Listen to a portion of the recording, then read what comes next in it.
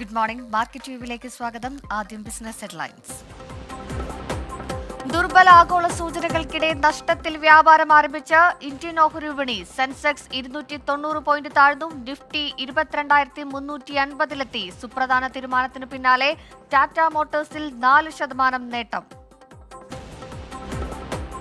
Tata Motors വിഭജിക്കുന്നു. വാണിജ്യ passenger വാഹന ബിസിനസ്സുകളെ 2 വ്യത്യസ്ത ലിസ്റ്റഡ് കമ്പനികളായി വിഭജിക്കാനുള്ള തീരുമാനത്തിന് അംഗീകാരം നൽകി ഡയറക്ടർ ബോർഡ്.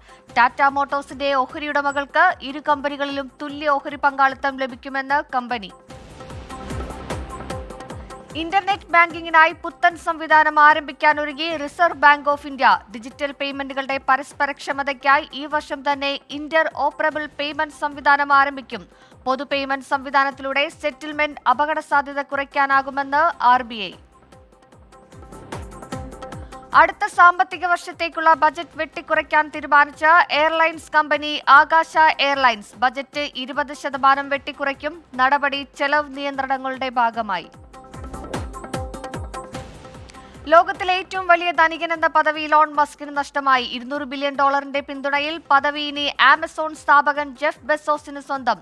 മസ്കിന് തിരിച്ചടിയായത് ടെസ്ല ഓഹരികളിലെ ഇടിവ്. ഇനി ഇന്നത്തെ മാർക്കറ്റ് അനാലിസിസിലേക്കാണ്. ആഗോള വിപണിയിൽ നിന്നുള്ള ദുർബലമായ സൂചനകൾ കാരണം ആഭ്യന്തര ഇക്വിറ്റി സൂചികൾ നഷ്ടത്തിലാണ് ഇന്ന് വ്യാപാരം ആരംഭിച്ചിരിക്കുന്നത്. ചൈനീസ് മാക്രോ ഡേറ്റകളും ഒപ്പം US ഫെഡറൽ റിസർവ് പലിശ നിരക്കുകളിൽ മാറ്റം വരുത്തുന്നില്ല എന്നുള്ള സൂചനകളും ഒക്കെ തന്നെ ഇന്നത്തെ വ്യാപാരത്തിൽ ഒരു തിരിച്ചടിയായിരിക്കുകയാണ്. കഴിഞ്ഞ ദിവസങ്ങളുണ്ടായ റെക്കോർഡ് പോയിന്റുകളിൽ നിന്നൊക്കെ ഒരു നഷ്ടത്തിലാണ് ഇന്ന് ഇന്ത്യൻ ഓഹരി വിപണിയിൽ വ്യാപാരം ആരംഭിച്ചിരിക്കുന്നത്. സൂചികകളിലേക്ക് പോകുകയാണെങ്കിൽ നാഷണൽ സ്റ്റോക്ക് എക്സ്ചേഞ്ചിന്റെ സൂചികയായ നിഫ്റ്റി ഇന്നൊരു നെഗറ്റീവ് നോട്ടിലാണ് വ്യാപാരം ആരംഭിച്ചിരിക്കുന്നത്. നിഫ്റ്റി 50-ൽ 44 പോയിന്റ് ഇടിവിൽ 22,361 പോയിന്റിലാണ് നിലവിൽ ഇപ്പോൾ വ്യാപാരം നടക്കുന്നത്. ഇന്ന് ഓപ്പൺ ചെയ്തത് 22,371 പോയിന്റിലാണ്. നമ്മൾ ഇന്നലെ കാണുന്ന ഒരു ഓൾ ടൈം റെക്കോർഡൊക്കെ തന്നെ നിഫ്റ്റി ഇന്നലെ കീഴടക്കിയിരുന്നു. 22,400 മുകളിലായിരുന്നു. പക്ഷേ ഇന്ന് നിലവിൽ ഒരു 22,350 താഴെ എന്ന നിലയിലാണ് നിഫ്റ്റിയിൽ ഇപ്പോൾ വ്യാപാരം നടക്കുന്നത്. നിഫ്റ്റി ബാങ്കിലാണെങ്കിലും നിഫ്റ്റി ഫിനാൻഷ്യൽ സർവീസിലാണെങ്കിലും ഈ ഒരു നെഗറ്റീവ് പ്രവണത കാണാൻ സാധിക്കുന്നുണ്ട്. നിഫ്റ്റി ബാങ്കിലേക്ക് വരികയാണെങ്കിൽ 93 പോയിന്റ് ഇടിവിൽ 47,362 പോയിന്റിലാണ് നിഫ്റ്റി ബാങ്കിൽ നിലവിൽ വ്യാപാരം നടക്കുന്നത്. നിഫ്റ്റി ഫിനാൻഷ്യൽ സർവീസിലേക്കാണെങ്കിലും 60 പോയിന്റ് ഇടിവിൽ 20,866 പോയിന്റിലാണ് നിഫ്റ്റി ഫിനാൻഷ്യൽ സർവീസിലും കാണുന്നത്. ചെറിയ രീതിയിലൊരു വിൽപ്പന സമ്മർദ്ദമൊക്കെ തന്നെ പ്രകടമാകുന്നുണ്ട്. ആഗോള സൂചനകളുടെ പിൻബലത്തിലാണ് ഈ ഒരു ഇടിവെന്നൊക്കെ നമുക്ക് വരും മണിക്കൂറുകളിൽ അറിയാം. ഏതായാലും പക്ഷേ Nifty small cap mid cap സൂചികളിലൊക്കെ തന്നെ ഒരു നേരിയ നേട്ടമുണ്ട്.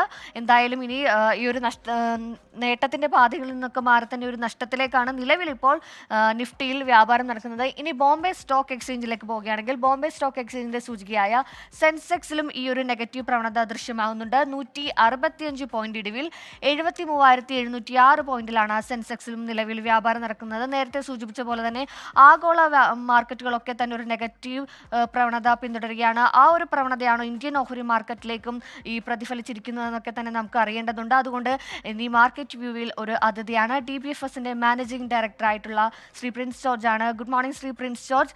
മാർക്കറ്റിൽ കഴിഞ്ഞ ദിവസങ്ങളൊക്കെ ഉണ്ടായ ഒരു റെക്കോർഡ് നേട്ടത്തെയൊക്കെ പിന്നിട്ട് ശേഷം ഇന്നൊരു നെഗറ്റീവ് നോട്ടിലാണ് മാർക്കറ്റിൽ വ്യാപാരം ആരംഭിച്ചിരിക്കുന്നത്. എന്തൊക്കെയായിരിക്കാം ഈ നെഗറ്റീവിന് കാരണമായിരിക്കുന്നത്? ഒപ്പം തന്നെ വലിയൊരു കറക്ഷനിലേക്ക് പോകാനുള്ള സാധ്യതയുണ്ടോ? Good morning Sureshwari. എനിക്ക് തോന്നുന്നത് മാർക്കറ്റ് ഇന്നത്തെ വളരെ ഇൻട്രസ്റ്റിംഗ് ആയിട്ടുള്ള ഒരു മാർക്കറ്റാണ്. ഗ്ലോബൽ ലെവലിലുള്ള ന്യൂസുകളും ഡൊമസ്റ്റിക് ന്യൂസുകളും. ഇവൻ ഡൊമസ്റ്റിക് ന്യൂസുകൾ തന്നെ ചില കമ്പനികളുടെ ഓഹരികൾ മുകളിലേക്ക് പോയപ്പോൾ ചില കമ്പനികളുടെ ഓഹരികൾ താഴേക്ക് പോയി. ഇൻഡെക്സ് ഇപ്പം നോക്കിയാൽ ഒരു 30 പോയിന്റ് താഴെയാണെങ്കിലും ടാറ്റ മോട്ടോഴ്സ്, സ്റ്റേറ്റ് ബാങ്ക് അടക്കം പല സ്റ്റോക്കുകളും പോസിറ്റീവായിട്ടാണ് ട്രേഡ് ചെയ്യുന്നത്. ഇനി NBFC സ്പേസിൽ എടുത്താൽ IIFL ഫിനാൻസ് എന്ന് പറഞ്ഞൊരു സ്ഥാപനത്തിനെതിരെ റിസർവ് ബാങ്കിന്റെ ഒരു നടപടി വന്നപ്പോൾ അതിന്റെ വില 20% താഴേക്ക് പോയി. എന്നാൽ ഈ കേരളത്തിൽ നിന്നുള്ള മുത്തൂറ്റ്, മണപ്പുറം പോലെയുള്ള സ്റ്റോക്കുകളൊക്കെ നല്ല രീതിയിൽ 8-10% കണ്ട് മുകളിലേക്ക് പോയി.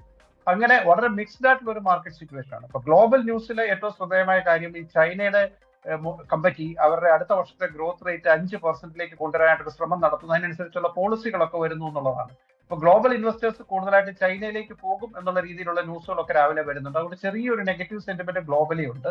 പക്ഷെ മറ്റ് അസറ്റ് ക്ലാസുകൾ, ഇപ്പൊ ബിറ്റ് കോയിൻ എടുത്തു നോക്കിയാലും ഗോൾഡിന്റെ വിലയൊക്കെ എടുത്തു നോക്കിയാലും അതൊക്കെ മുകളിലേക്ക് പോവുകയാണ്. ഇന്ത്യൻ സ്റ്റോക്ക് മാർക്കറ്റുകളും അതുകൊണ്ട് വലിയ തോതിൽ താഴേക്ക് പോകാനുള്ള ചാൻസ് ഒന്നും ഉണ്ടെന്ന് എനിക്ക് തോന്നുന്നില്ല. ഈ ഒരു മാർച്ച് മാസം ആയതുകൊണ്ടും പിന്നെ ഈ ആഴ്ച വെള്ളിയാഴ്ച ഒരു ട്രേഡിംഗ് ഹോളിഡേ ആണ്. ഇനി ഈ ആഴ്ച അടുത്ത വ്യാഴാഴ്ച വരെ ട്രേഡിംഗ് ഉള്ളൂ. Number of trading holidays കുറവായതുകൊണ്ടും ഒക്കെ ചെറിയൊരു നെഗറ്റീവ് സെന്റിമെന്റ് ഇപ്പോൾ മാർക്കറ്റിൽ നിലനിൽക്കുന്നുണ്ട്.